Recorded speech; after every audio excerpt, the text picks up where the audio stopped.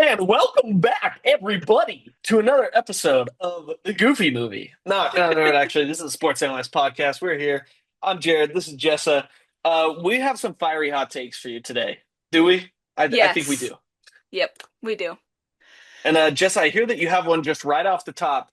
We're just swinging for the fences here. I want to hear this one. It says Brian Kelly is a poser. I want to Yeah. hear this. Poser, all caps. So when you talk about conspiracies, this is a conspiracy, but I think there's a lot of evidence for it. So Brian Kelly, we were just talking about what we want this podcast to be actually, and this is one thing. I got some feedback to speak to the listeners as if they don't spend every single waking second in college football like we do. So I'm gonna try and give a little bit more context. That's a good piece of That's advice. good. That's good feedback. Great. But I think it's also fun because we can tell the story. Okay, Brian Kelly, coach at LSU, right? Yep. Used to coach Notre Dame for I don't know how True. long. In his tenure, this is the first thing I'm going to say about him. In his tenure at Notre Dame, they did not make the playoff. And honestly, they went through some. Wait, maybe they made it once. They made the playoff once, I think. They made they made the BCS title game Okay, in his and tenure. lost to Alabama. How? Let's see. They lost to Alabama 42 to 14 Okay, in the thank you. So 2013 basically, BCS they championship didn't game. show up at that game, right? Okay, so but you would say that that was their greatest accomplishment, right? Oh, 100%, 100%. Um, and I would say that there were some years they fell out of relevancy. Like Notre Dame was not, they were 8 win, 7 win, so They his had a tenure, 4-win season. yeah, right? So that's Yeah, him at Notre Dame, and it was I think looking back on it, the feeling around Brian Kelly at Notre Dame was, oh, well, he's just held back by the type of recruiting that Notre Dame like imagine what he could do if he had the athletes. Like, right. oh And my that's kind of gosh. Brian Kelly himself said that. I remember in when Yes. he was like looking for a new job. He was like, "Wow, now that I'm at LSU, like I can finally get the athletes that I can finally get the support that I need in order to win." Yes. That's exactly right. So that's like when you think of Brian Kelly at Notre Dame, that's what you think of. It's like, oh, good coach, I guess, but just didn't have the dogs, right? Whatever. When if you look at the statistics, actually their recruiting classes were pretty dang good. Oh yeah. So that's actually not true. Goes to LSU, and that's exactly right. He's like, "Oh, I have SEC recruiting. We're gonna be awesome, right?" Well, look at what LSU did before Brian Kelly won the national championship, right? Ed Joe Ogeron. Burrow. Yep. They were a pretty relevant team there. Brian Kelly comes in. You have the coach. Coach O was fired under dubious circumstances. Like he's a little bit of a sketchy guy, you know. But they bring in Surprise, Brian surprise. Kelly. Yep. Um, so Brian Kelly left Notre Dame. What happened? They've made the playoffs twice. They made the 14 playoff once, right? Hmm. Under Marcus Freeman, and he's only been there 3 or 4 years. And then they just played for the national championship the following year. Yes, and they were actually competitive Hmm. in the national championship game. Ohio State won that fair and square, and it wasn't as close as the final score looked. But Notre Dame had them not on the ropes, but they were in that game until the third quarter. Yep. And it didn't take Marcus Freeman, the new head coach who took over for Brian Kelly, very long. We're going on 4 years now, I believe, right? What has LSU done since Brian Kelly has gotten to LSU? Oh, do they look a little bit like that Notre Dame team? Like an underperforming squad at a school that has a brand name and should have all the resources. They lost to USC last year in the opener. Like they've been a subpar team. So that's my argument for why Brian Kelly, but also I think he's the least likable head coach in all of sports. Ooh, That's my take. I okay. One, I agree that he's a complete poser, Okay, right? great. Because Marcus Freeman got in there and has been winning consistently more games than Brian Kelly averaged at Notre Dame Yes. before, right? And like you said, made it the playoff, made it the national championship game, won games in the postseason that Brian Kelly couldn't do. Um, Here are the bowl games that Brian Kelly's been to: Citrus, ReliaQuest, and the Texas Bowl. Oh, the ReliaQuest Bowl. Right, That was a right. prestigious one. Um, I think he's definitely top five most unlikable coaches. If I'm looking at it objectively, taking out my bias, towards like Kai Whittingham Oh yeah. and yeah, all that. I think Brian Kelly may be the most universally like hated, and not necessarily because like he wins a lot. Like it wasn't like people hate Nick Saban. They hate him because he's a dweeb. Because he's a joke. Like he's the definition of a poser. Like I can't like when he came into LSU and started doing the family, and he had like this southern accent all of a sudden, and he does like the funny. Remember the video with the recruits where he's like with the LSU L? Yes. Yeah, yeah. Yes. Just an absolute clown, and can't. He just talks so much and can never back it up. Yep. You know what I'm gonna do to supplement this conversation before we move on? Later tonight, or maybe tomorrow when the podcast comes out, I'm going to send some of the artifacts we've just talked about so people can actually go Oh, and good. experience what we're seeing. The last thing I'll Yes. say is, I committed a cardinal sin. I watched SEC football on Netflix, the documentary, because I Oh need college no. football Wait, content. wait. And it's Okay, okay. Well, I need your instant review then. We have to do an instant review because as okay. soon as that popped up, I hit the dislike button, do not recommend. So you watch it though. How was it? Do you want to Is hear it the just first thing? propaganda? Oh, it feels like political propaganda. Okay? Like it We're seeing like be, Kim Jong Un, like all the guys yes. walking down. Yes. Do you want to know one of the things they say? It's like doing Oh no. the voice overlay while it's got this montage of all these amazing SEC venues, and I'll give the SEC fans their props. Like I think the culture in the SEC, football culture is amazing. The teams, we don't need to get into it.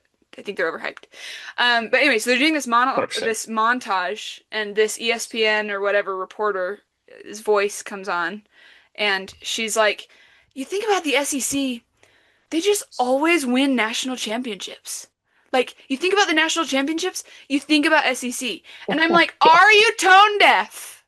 It's been who they haven't sniffed the championship game in 2 years. What? Are you kidding? Like, What it, is this? and of the last few years, you had Georgia, right? Hmm. But outside of that, you haven't really had a team in the national championship game in the last, what, 4 or 5 years? Yeah. So you're no better than It's any other conference. In fact, you're worse than the Big Ten. So why are you start? So that just my propaganda goes, "Beep," right? So Yeah. Oh yeah. It's very funny too because I mean it's the same thing as Utah fans when they talk about it, right? It's just like you just decide to handpick like these 12 years that you're only going to think about and you're not going to think about the rest of the history of college football. Like okay, if we take the last like from 2022 to 2020 to 2006, you had like Florida, LSU, and then Alabama a bunch, right? And then a couple of Georgia. But like if you look past the last 10, 15 years, you're getting Miami, Ohio State, Oklahoma, which is not an SEC school. It is now, but it wasn't, right? Florida State, Michigan, Nebraska, Florida State, Washington, Colorado, Georgia Tech, Miami, Notre Dame, Miami, Penn State, BYU, Oklahoma, Miami, Penn State. Like why don't we just like it's just very funny how they handpick like 2022 to 2006. We're going to talk about that and oh my gosh, you thought about the national championship game. It was 85% of the time it was the SEC during this specific time period. yep. I think they lump Nick Saban and they're like, oh, Nick, everybody, every coach in the SEC is basically Nick Saban, and every Right. team is basically a Nick Saban team. It's like, guys, yeah. So And that leads us into our next point because our next point is we're going to talk about top 25 lists in the preseason and why it's disgusting. And this is the thing that gets me about the SEC is Nick Saban was the greatest coach in college football history. Nobody is going to deny that, we are not right? disputing that. I No, agree 100 exactly. wholeheartedly. Yes. Exactly. But the fact that they take Nick Saban and what he did at Alabama and they apply it to the entire SEC, like you said, they think every single coach is a Nick Saban. They think every single team in the SEC was a juggernaut during that time period. It was not that way. It was Alabama was really good. And I will give them that. They were very good. And Georgia even challenged them at the end. But there is Kentucky, Mississippi State, Ole Miss, Missouri, Florida, even. like LSU, apart from the Joe Burrow year. Like these teams were not any better than anybody else. You only think the SEC is great because you had Nick Saban, who won 7 national championships in like a 10-year span. That does not mean your conference is good, and nobody can get it through their thick skull. Yes, preach. Take me to church. This is gospel. This is very true. So let's talk about some more bias from Oh, Mr. Joel Klatt, resident football expert. I'm not sure that anybody on this planet knows more and is less biased than Joel Klatt. I say I, totally seriously. I, I'm hands down. He knows more about football than I do, and he is way more biased than I am. And how that is hard to say because I am very biased. Yeah. And yet he comes out with this. He has a platform. He's supposed to be doing this for the good of the sport. And what does he do? He sticks Texas A&M and Miami in his top 20. Oh, This it's is so literally Texas painful. 8 and 4 we're talking about.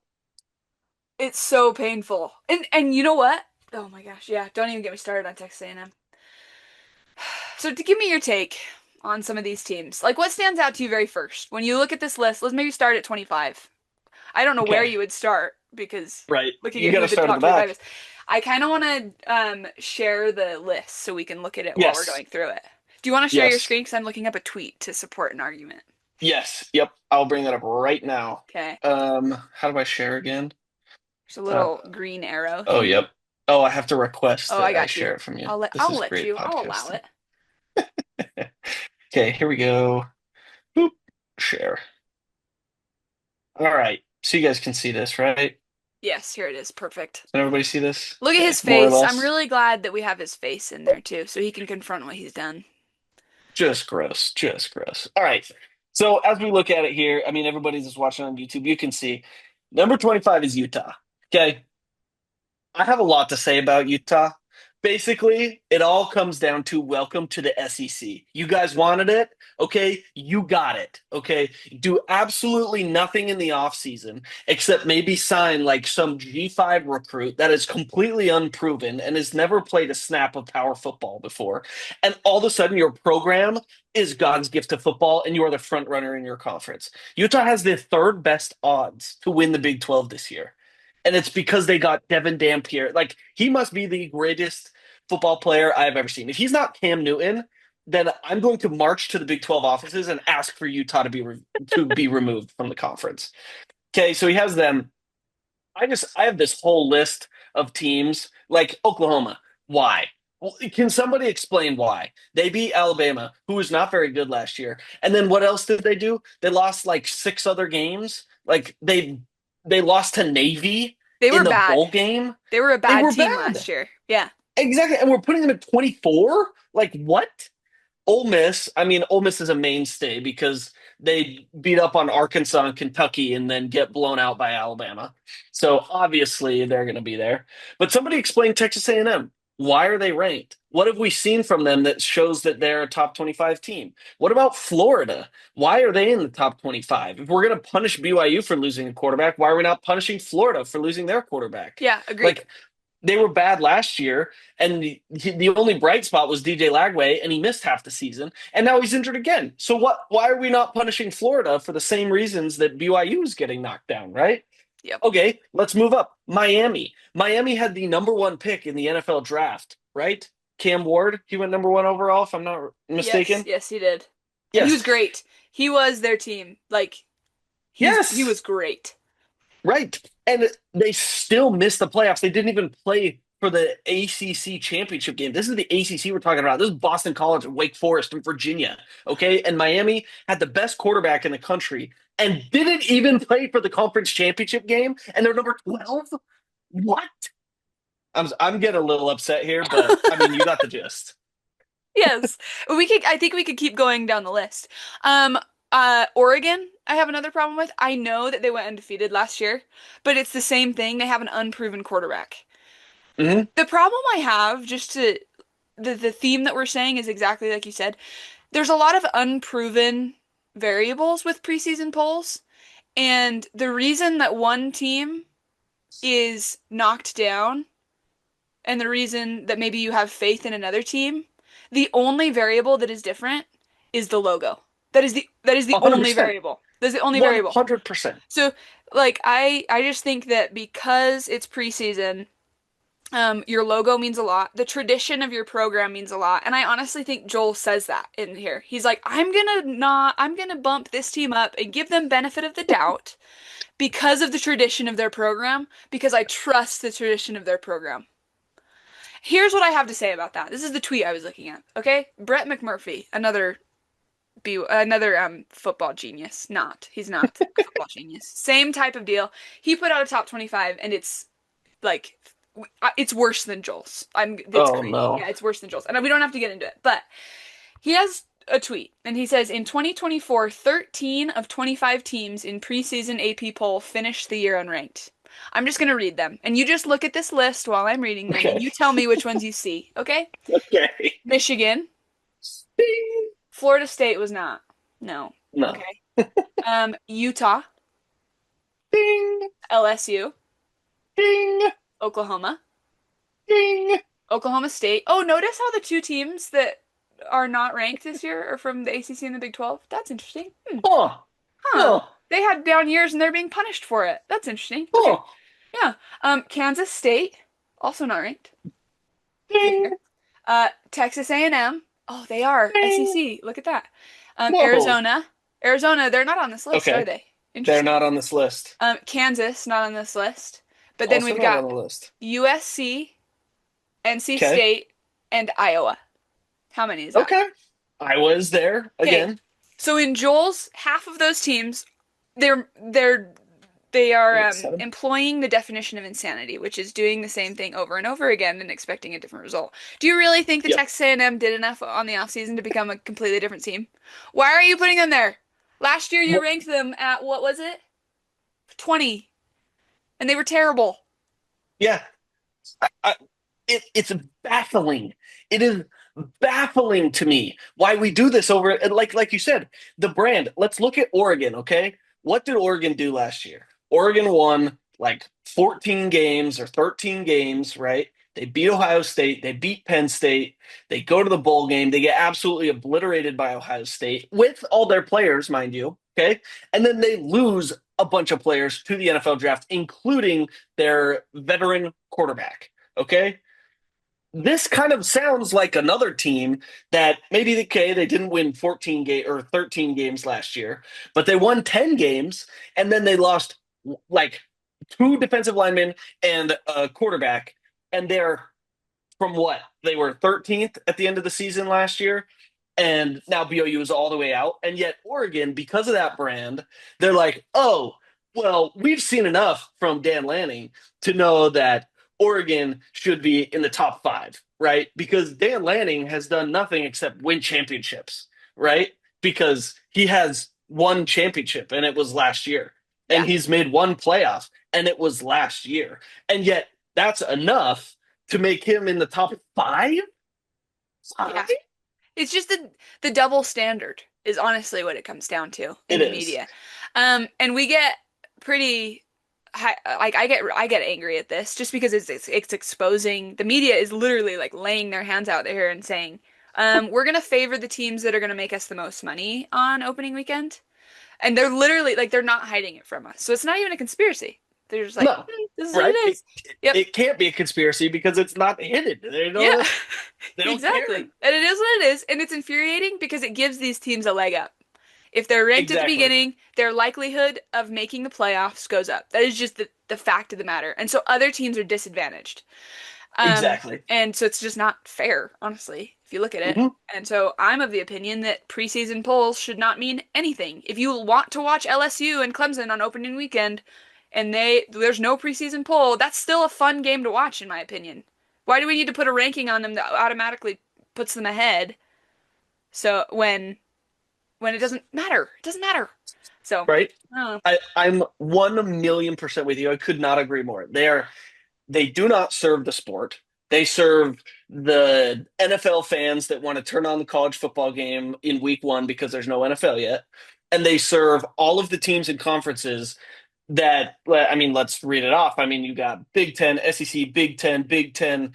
ACC, Notre Dame, SEC, SEC, SEC, SEC, Big Ten, SEC, Miami, Big Ten, SEC. Like it is purely just to give these teams an advantage because if you're number five at the beginning of the year and you lose two games, you're going to be number 10.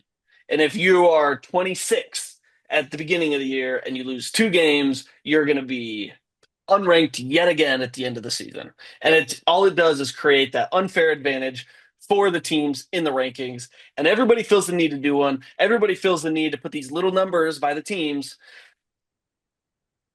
I don't know. I don't know. The NFL doesn't use rankings, okay? So why does college football need to use rankings? Like, Yeah. it, Until the college football playoff committee ones come out, I don't think it should matter.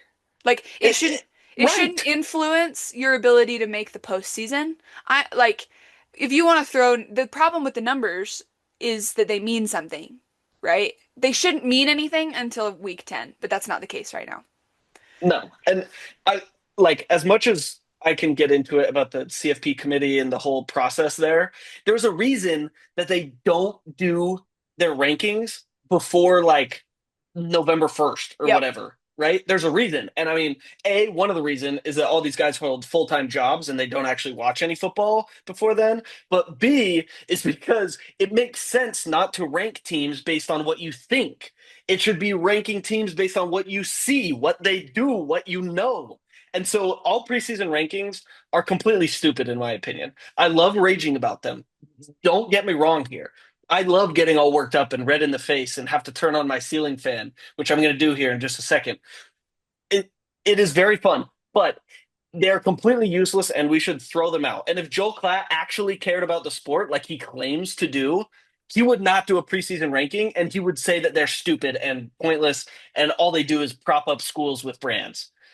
That's all it is. And so poser, fraud, Poser, throwing the F word out fraud, there. fraud. Fraud.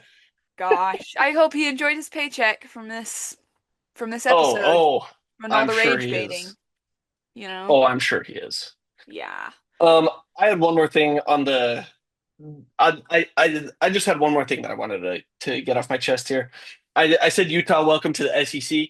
The reasoning behind that is because they are now in the realm of the SEC with doing nothing in the offseason and getting rewarded for it, right?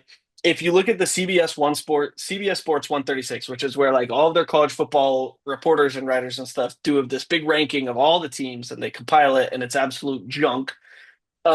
Utah rose by 59 spots in the offseason. And wait, 59 when you say spots. Rose based on where they ended last season, Yes. oh, Yes. that's hilarious. Wow, they must have Yes. they must have changed the entire program around. Be doing everything different. I guess. They were 84th. 84th. I don't think you should raise more than 5 spots if you haven't played a game in that time frame. Did nothing, and yet they've raised 60 spots in people's minds. How do they do it? Why are they doing it? Mark Harlan is just shelling out that Big 12 money to all these media companies so that he can get up there, so that when he loses to Houston again, and he loses to like two in West Virginia at home, that they can still be ranked in the top 25 and have a chance to make the playoffs. It's disgusting. And I say this because the only other teams that rose even close to that amount were Oklahoma, Auburn, and Florida. Again, SEC. teams that are perennial disappointers, and all they do over the offseason is hype up player A, and Oklahoma has John Mateer fixed, problem solved. All of the issues last year out the window because we have Washington State's quarterback. Florida, we have DJ Lagway. Don't mind that he's had 6 injuries that have made him miss games in his career. He's back. He's actually in the hospital right now, but he's going to save our season. And then you have Auburn with Hugh Freeze, probably just calling up strippers for all of the voters. So, yeah. Anyway, Yeah. I'm sorry. I'm getting so worked up That's today. awesome. I wanted you to know your mic cut out. You were yelling so loud at the beginning. That's Probably for epic. the better. Probably Listen, for the but better. you're not a real college football fan. If this doesn't anger you just a little bit, okay? Right. Right. Like, you might be an SEC fan, but you're not a college football fan. If No, this, exactly. there's a difference. You can be both, but you're not a college football fan if you don't want fairness in the sport and all boats to rise. And that's actually a good segue into our, Perfect. yeah. And you wrote Perfect. here actual preseason things that matter. This is the conversation that everybody wants to know. I saw this Yes. question and I thought about it and I want to pose it to you. Every year there's one team in college football. Oh, we have 10. Okay, hold on. There's one team in college football that wins 10 games that nobody was expecting. Like True. Indiana last year. Yep. You could throw Um, BYU in there, you could throw BYU in there, honestly. Arizona State, right? Arizona But State's a great one. there's at least one team that's gonna win 10 games and like be contenders for the playoffs that nobody sees coming. So, what are your teams? Do you have one or Okay. two?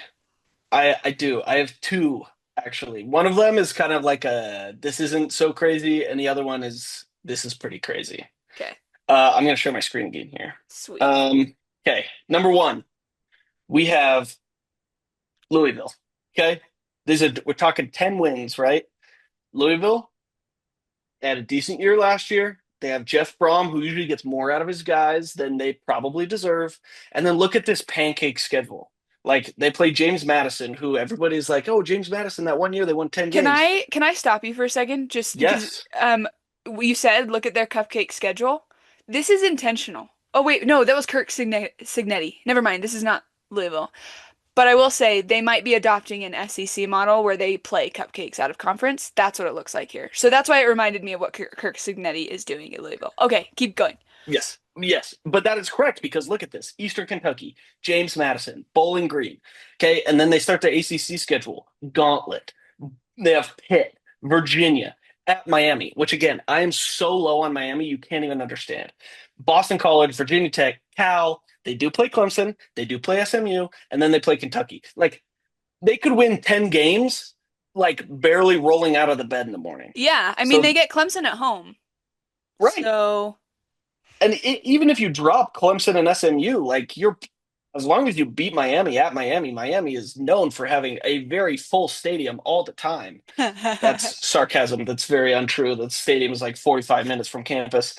Um, so Louisville's my first team. My second team is actually going to be Michigan State. I love this. And actually, they were one of mine. Good. So I saw this on your Oh. list, and Ooh. I only put one team because I was literally doing research on Michigan State this morning at the gym. So tell me your thoughts because I think college football is better when Sparty is good at football.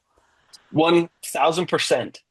Only half of my reasoning for this has to do with NCAA football '09 on the Wii that had Sparty on the front.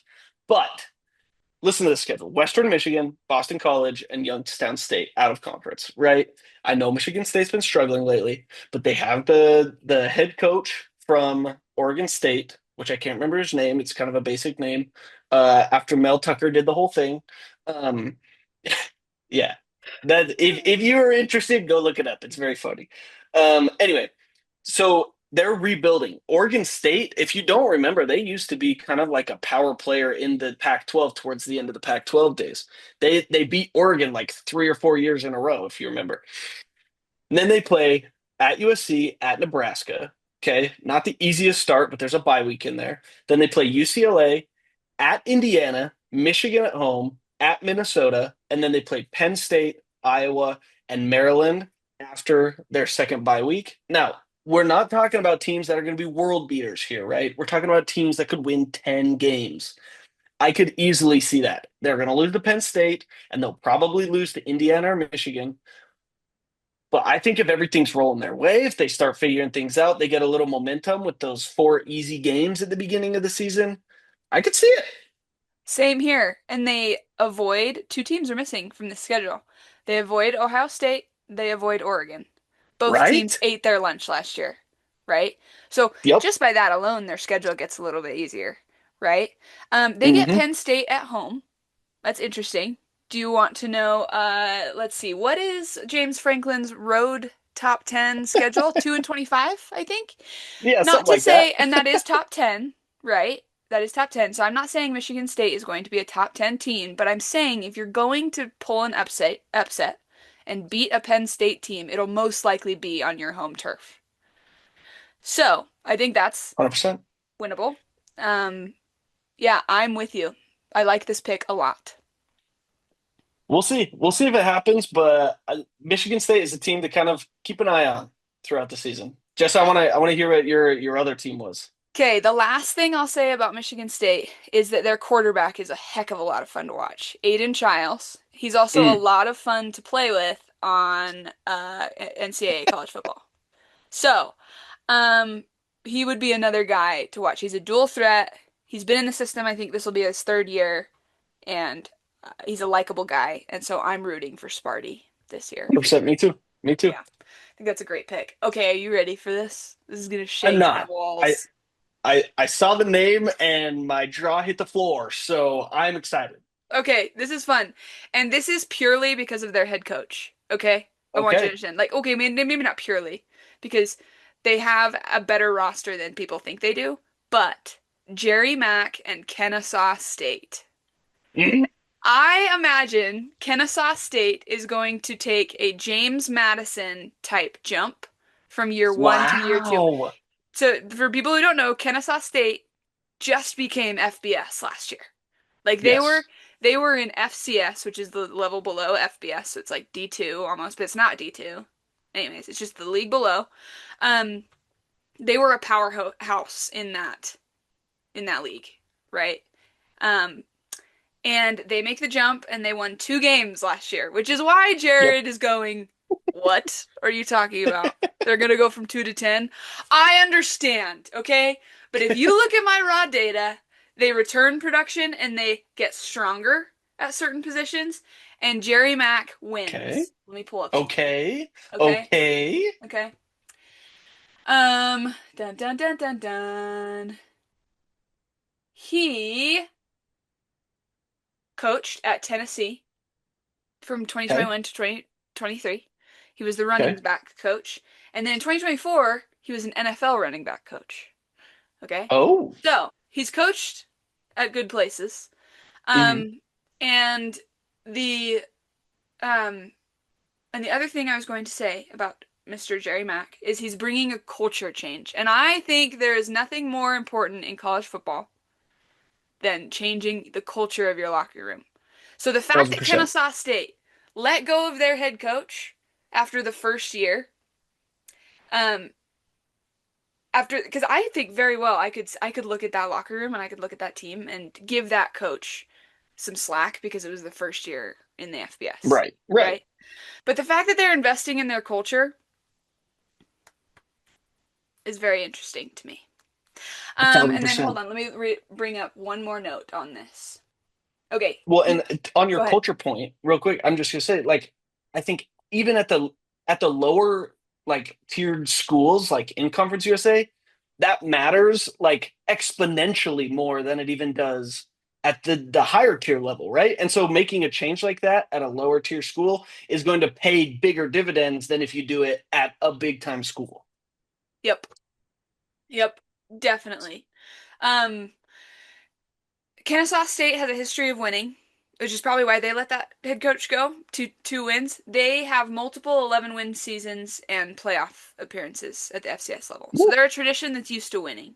So this Mhm. move also tells me that they're investing in winning more, right? We haven't even looked at their schedule. I'm just going to read off the names. Okay. I mean, they play in Conference USA. It can't be that difficult. Yeah, exactly. Their hardest game, I would say, is at Liberty to end the season, as far as Okay. conference goes. Right. Um, Right. So they play at Wake Forest. Wake Forest has the easiest schedule in all of FBS this year, by the way. Out of Power Five. Nice. Yeah, and they are that is 100% a winnable game. They're probably going to lose to Indiana, right? Probably. I Yeah. shouldn't say 100% a winnable game. That's going to be tough because it's Power Four, but like Yeah.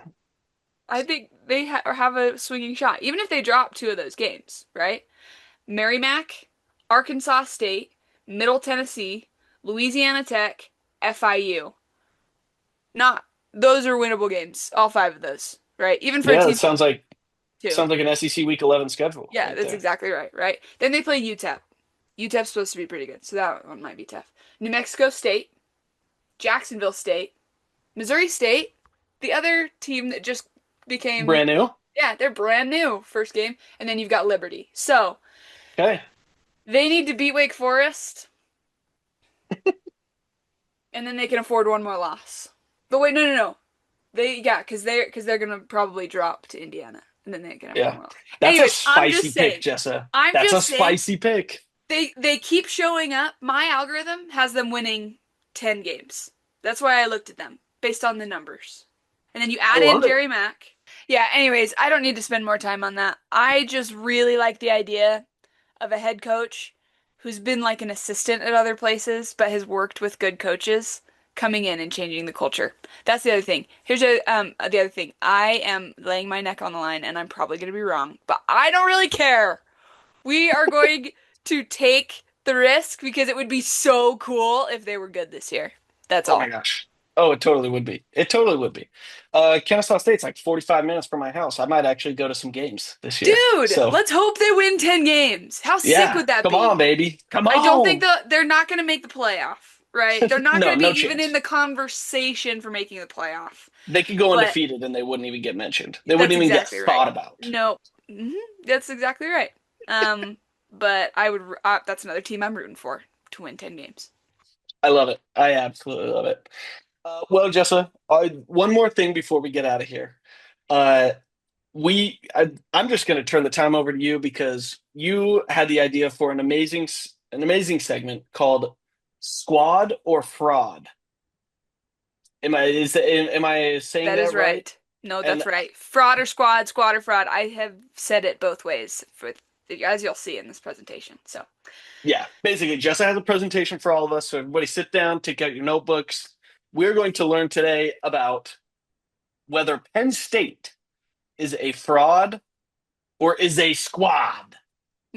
I'm excited for hmm this. I'm very excited. Okay, and I want you, will you tell us just really quick, like an elevator pitch, as a Big Ten fan, who is Penn State in the conference? Like, tell us what is the general feeling? Like, if you were to take 30 seconds and someone asked, as a college football fan, what do I need to know about the story of Penn State? What would you say? Um, let's see. Penn State is the Utah State of the Big Ten. They're not BYU, they're not Utah, but they really, really want to be. That's what I would say. Okay, I think that's perfect. They're like this middle of the pack dog, right? Yes, They are kind of the little brother of the Big Ten. 100%. Um, and you heard from the national champions that you listed off. They've got national championships, right? Here's the deal. If they were in any other conference and they didn't have to go up against Ohio State and Michigan every year, they would be they would be what people think they are, if that makes sense, at the beginning of the season. 100%. 100%. You may have noticed who Joel Klatt had ranked number one. Yep. It was these That guys. it's these guys. So, and I'm seeing that Joel Klatt's not the only one. My numbers have them as number one as well by a large margin Mm, because of their returning production, the amount of wins they had last year versus expectations. So James Franklin meets expectations as far as wins, right? Does he exceed them? Not necessarily. James Franklin is their coach. This guy right here looks like the guy from Key and Peele. yeah, yeah. Um, yeah, that's another thing we can look up. But yeah, I think that's a great overview. So I looked at this and I said, okay, Penn State is ranked number one, so they should win the national championship. Like they should get 11 wins. They should win the Big Ten if this is the case, right? But they have not been able to beat Oregon, Michigan, and Ohio State consistently. So Mhm. obviously we're overlooking something here. So I'm going to take you on the journey, and I found what people are overlooking. I think, based on my research, on I'm why Penn excited. State, unless they take intentional steps to mitigate this problem, they are not going to win more than 10 games this season. I love So this. we got to see this. So contender or not, I don't know. Fraud or squad, we'll have to see. I'm going to show you some stats. Okay, I pulled. Oh, This is what we're looking at right now. I pulled the ranking for the following um, metrics for the 2024 season. Their scoring offense, their rushing offense, passing offense, and total offense. So it gives a holistic view of what their offense is. Their okay. scoring defense, rushing defense, passing defense, and total defense. Thanks to Okay. college football stats. So I went and got this data. It's pretty Love reliable, this. right? And then you look at different context. You look at Okay. those ranks in all games, in their wins, how did they do? in their losses versus P5. That one I think is less, that was less helpful. And then how they do over time. So like how do they perform in Oh, August, October, November, December? How do they do over the season? So you don't need to understand all of this, but I'm going to point out some trends that I found out. okay, So I love this this. line, here's the deal. Blue is better. The warmer Okay, you get, the worse it is. So okay. Penn State is a good team. We just talked about this. Penn State's a good team. You got a lot of blue here. So what is this yellow all lined up in one? Well, that's their passing offense. So the story Ooh, that tells us here is they are below average. They're a below average passing team.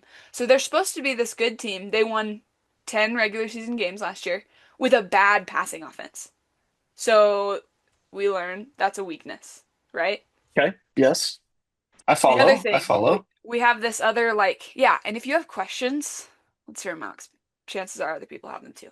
Um, you have this other cluster of yellow.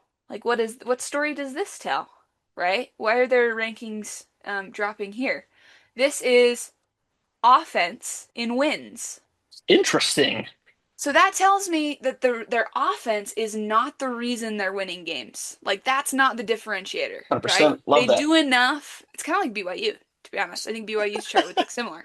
Like Yep. the offense is not the reason they're winning Honestly, games. So look at those two metrics together. Like they're a bad passing team and their offense isn't winning them games. And you can soccer. see, yeah, in this bottom half right here, their defense is very good. Like this is Very almost blue. all blue. Like they've got a defense, right? The one knock on their defense, I will Oh, say, teams who beat them were able to pass the ball really effectively because their pass defense goes down in their losses. So again, very passing the interesting. ball. Passing the ball is an issue on both sides of the ball, right? Yeah. And then this is the last thing that I'll point out.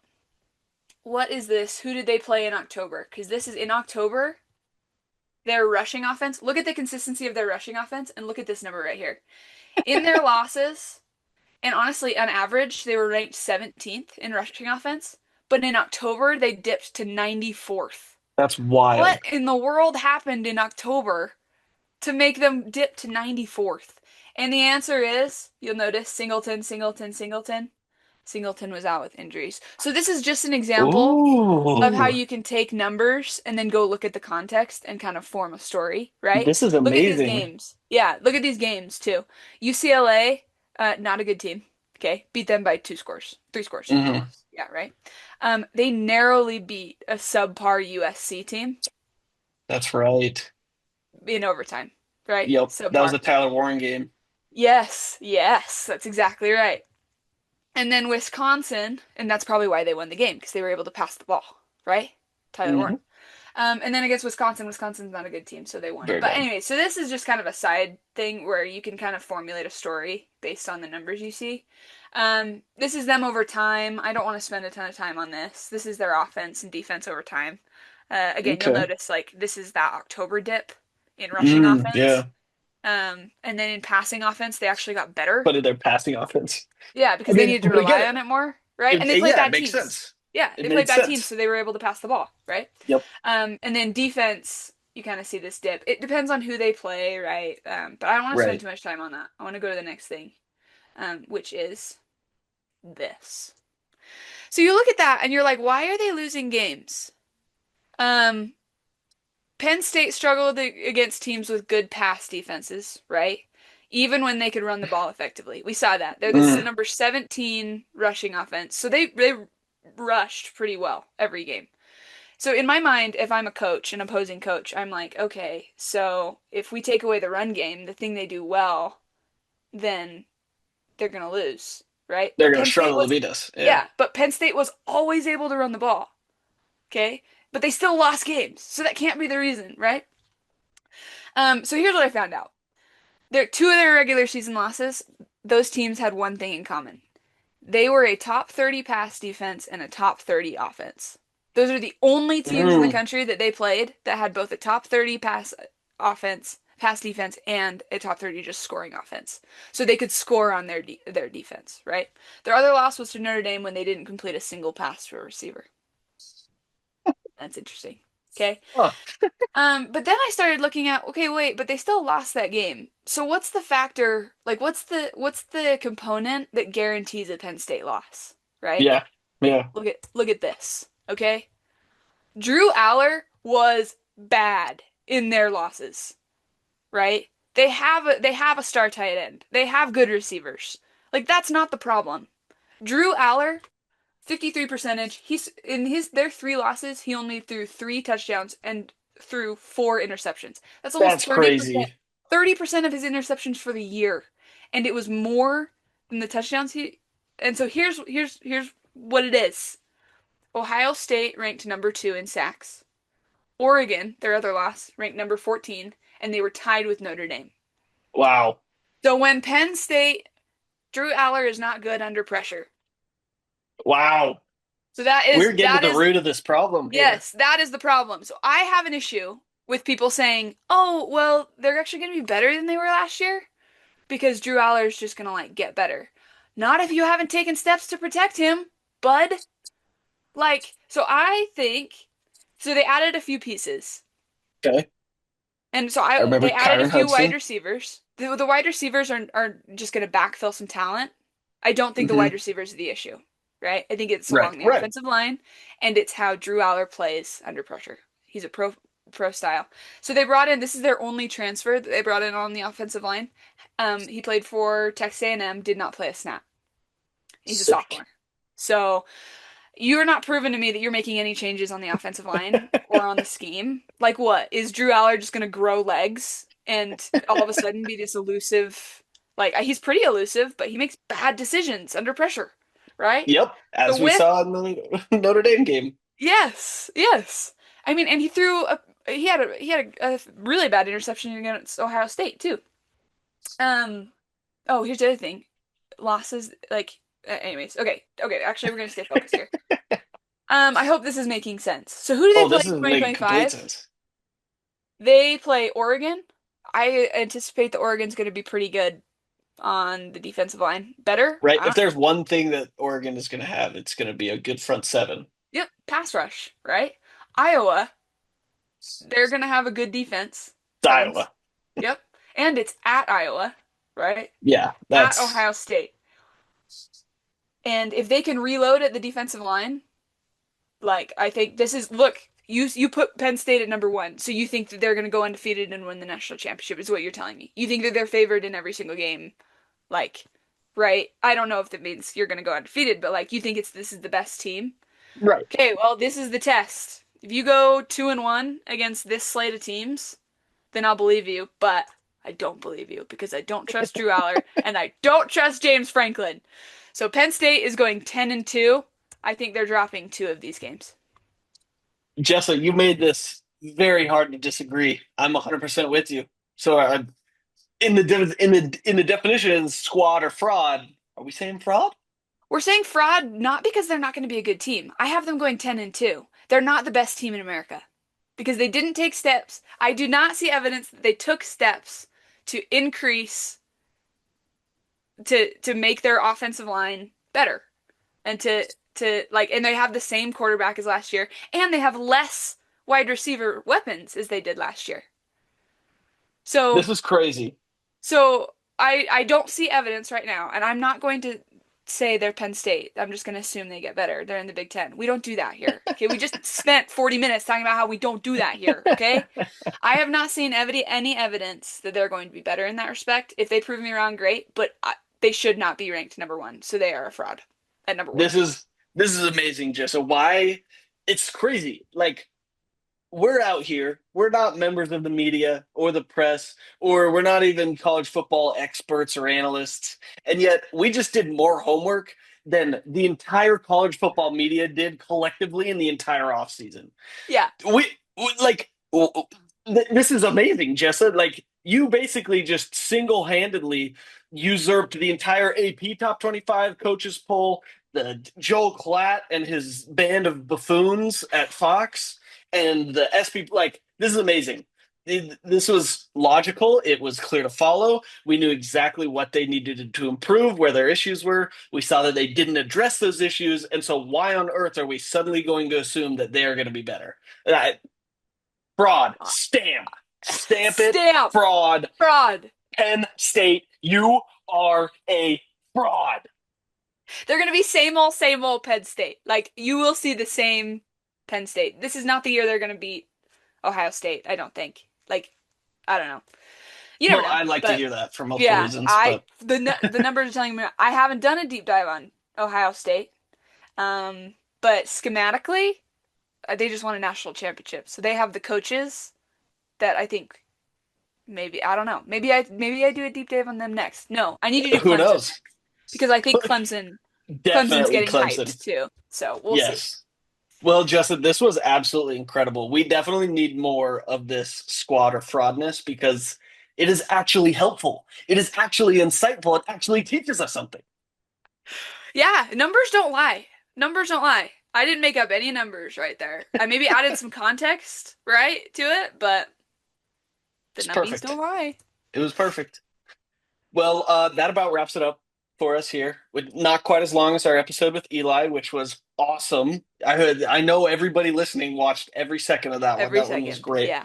But yeah, we will be coming to you guys again next week with some more guests and some more squad or fraud presentations. It's going to be awesome. We are very excited, and we'll see you guys next time. Peace out.